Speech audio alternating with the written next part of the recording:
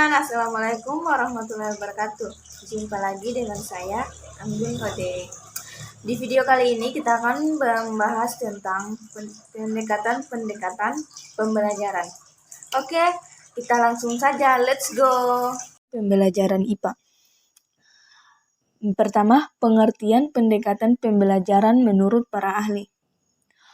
Menurut Saiful, berpendapat bahwa pendekatan adalah suatu pandangan guru terhadap siswa dalam menilai, menentukan sikap dan perbuatan yang dihadapi dengan harapan dapat memecahkan masalah dalam mengelola kelas yang nyaman dan menyenangkan dalam proses pembelajaran. Menurut Sujana, pembelajaran dapat diartikan sebagai setiap upaya yang sistematik dan sengaja untuk menciptakan agar terjadi kegiatan interaksi edukatif antara dua pihak, yaitu antara peserta didik, warga belajar, dan pendidik sumber belajar yang melakukan kegiatan membelajarkan. Menurut Saifuddin Sagala, yang berpendapat mengenai pengertian pendekatan, berpendapat bahwa pendekatan pembelajaran merupakan jalan yang akan ditempuh oleh guru dan siswa dalam mencapai tujuan instruksional untuk suatu satuan instruksional tertentu. Kemudian jenis-jenis pendekatan dalam pembelajaran IPA.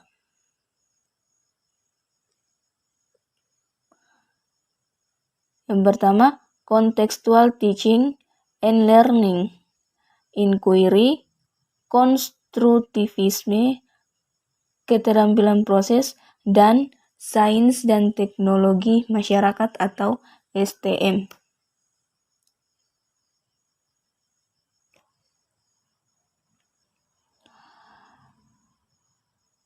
Menurut Trianto 2008 menyatakan bahwa pendekatan kontekstual atau contextual teaching and learning merupakan konsep belajar yang membantu guru mengaitkan antara materi yang diajarkan dengan situasi dunia nyata siswa dan mendorong siswa membuat hubungan antara pengetahuan yang dimilikinya dengan penerapan dalam kehidupan mereka sebagai anggota keluarga dan masyarakat.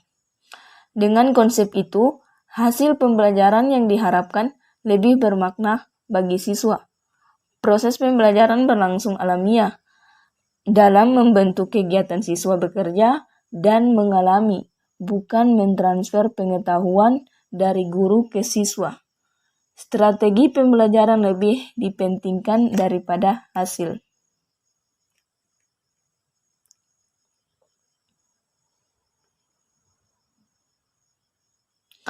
Menurut Blanchard 2001 mengatakan contextual teaching and learning merupakan suatu konsepsi yang membantu guru menghubungkan konten materi ajar dengan situasi dunia nyata dan memotivasi siswa untuk membuat hubungan antara pengetahuan dan penerapannya ke dalam kehidupan mereka sebagai anggota keluarga, warga negara, dan tenaga kerja. Dengan kata lain, CTL adalah pembelajaran yang terjadi dalam hubungan erat dengan pengalaman sebenarnya.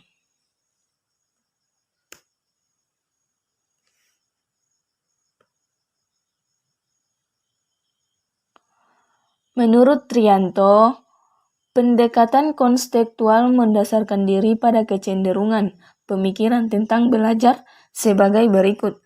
Yang pertama, proses belajar. Yang kedua, transfer belajar. Yang ketiga, siswa sebagai pelaku belajar. Dan yang keempat, pentingnya lingkungan belajar.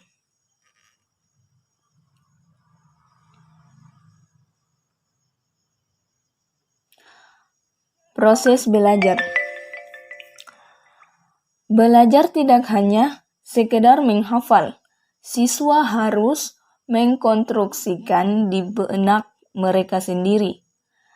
Anak belajar dari mengalami anak mencatat sendiri pola-pola bermakna dari pengetahuan baru dan bukan diberi begitu saja oleh guru.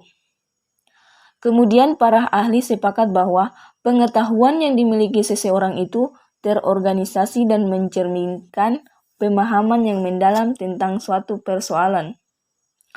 Pengetahuan tidak dapat dipisah-pisahkan menjadi fakta-fakta atau proposisi yang terpisah, tetapi mencerminkan keterampilan yang dapat diterapkan.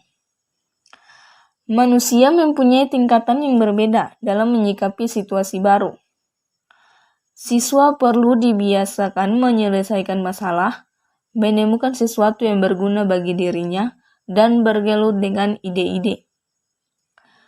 Proses belajar dapat mengubah struktur otak.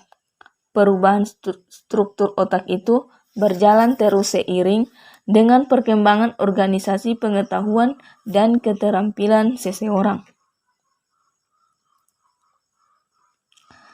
Kemudian transfer belajar. Siswa belajar dari mengalami sendiri, bukan dari pemberian orang lain. Kemudian keterampilan dan pengetahuan itu diperluas dari konteks yang terbatas atau sedikit demi sedikit. Kemudian penting bagi siswa tahu untuk apa dia belajar dan bagaimana menggunakan pengetahuan dan keterampilan. Kemudian siswa sebagai pelaku belajar, di mana manusia mempunyai kecenderungan untuk belajar dalam bidang tertentu, dan seorang anak mempunyai kecenderungan untuk belajar dengan cepat hal-hal yang baru. Kemudian, strategi belajar itu penting.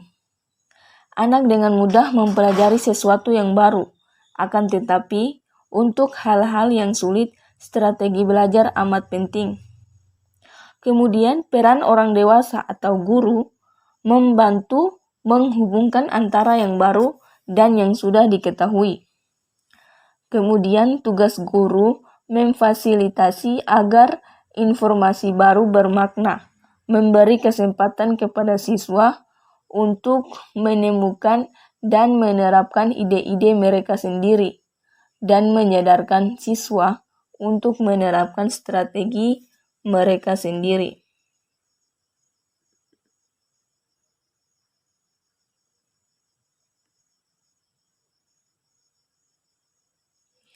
Kemudian, pentingnya lingkungan belajar. Pertama, belajar efektif. Belajar efektif itu dimulai dari lingkungan belajar yang berpusat pada siswa. Dari guru akting di depan kelas, siswa menonton ke siswa. Akting bekerja dan berkarya, guru mengerahkan. Kemudian, pembelajaran. Pembelajaran harus berpusat pada bagaimana cara siswa menggunakan pengetahuan baru mereka. Strategi belajar lebih dipentingkan dibandingkan hasilnya. Kemudian umpan. Umpan balik amat penting bagi siswa yang berasal dari proses penilaian yang benar. Kemudian menumbuhkan komunitas belajar dalam bentuk kerja kelompok itu penting. Kemudian langkah-langkah penerapan CTL dalam kelas sebagai berikut.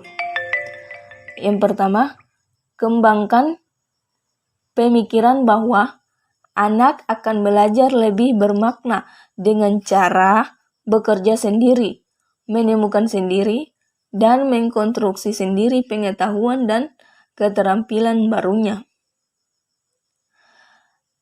Laksanakan sejauh mungkin kegiatan inquiry untuk semua topik. Kemudian, kembangkan sifat ingin tahu siswa dengan bertanya. Kemudian, ciptakan masyarakat belajar atau belajar dalam kelompok-kelompok. Kemudian, hadirkan semua model sebagai contoh pembelajaran. Kemudian, lakukan refleksi di akhir pertemuan. Dan yang terakhir, lakukan penilaian yang sebenarnya dengan berbagai cara. Kemudian pendekatan inquiry. Pendekatan penemuan atau inquiry termasuk ke dalam strategi belajar heuristik yang artinya murid mencari dan mengolah materi pelajaran.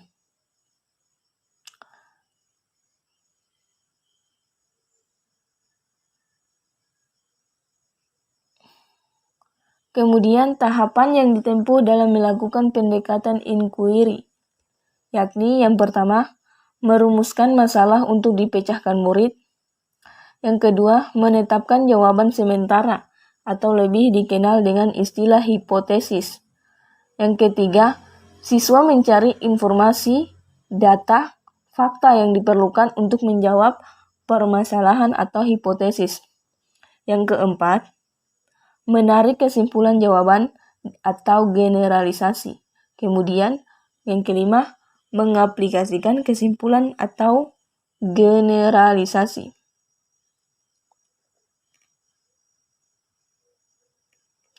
Kemudian, kelebihan pendekatan inquiry. Yang pertama, merupakan strategi pembelajaran yang menekankan kepada pengembangan aspek kognitif, afektif, dan psikomotor sebagai seimbang, sehingga pembelajaran melalui strategi ini dianggap lebih bermakna.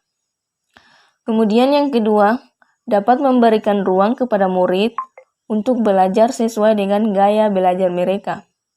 Kemudian yang ketiga, merupakan strategi yang dianggap sesuai dengan perkembangan psikologi belajar modern yang menganggap belajar adalah proses perubahan tingkah laku berkat adanya pengalaman. Kemudian yang keempat, keuntungan lain adalah strategi pembelajaran ini dapat melayani kebutuhan murid yang memiliki kemampuan di atas rata-rata. Artinya, murid yang memiliki kemampuan belajar bagus tidak akan terhambat oleh siswa yang lemah dalam belajar.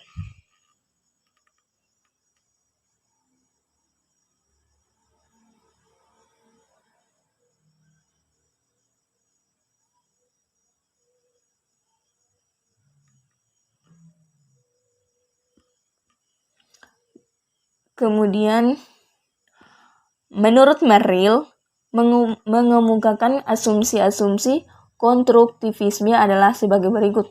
Yang pertama, pengetahuan dikonstruksi dari pengalaman. Kemudian yang kedua, pembelajaran adalah sebuah interpretasi personal terhadap dunia. Kemudian yang ketiga, pembelajaran adalah sebuah proses aktif yang di dalamnya makna dikembangkan atas dasar pengalaman. Kemudian yang ketiga, pertumbuhan konseptual datang dari negosiasi makna, pembagian perspektif ganda, dan perubahan bagi representasi internal kita melalui pembelajaran kolaboratif. Kemudian pembelajaran harus disituasikan dalam setting yang realistis. Pengujian harus diintegrasikan dengan tugas dan bukan sebuah aktivitas yang terpisah. Kemudian ciri-ciri pendekatan konstruktivisme.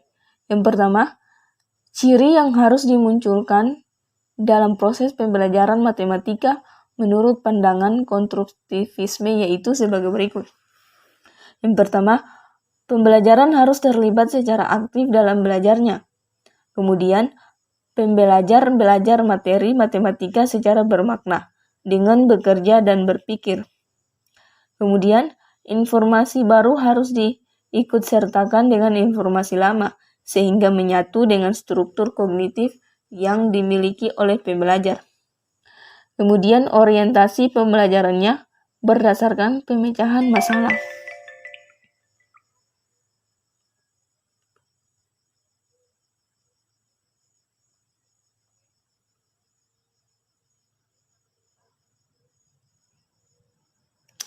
Ya mungkin itu saja pembelajaran kita hari ini. Sampai ketemu ke video selanjutnya. Assalamualaikum warahmatullahi wabarakatuh.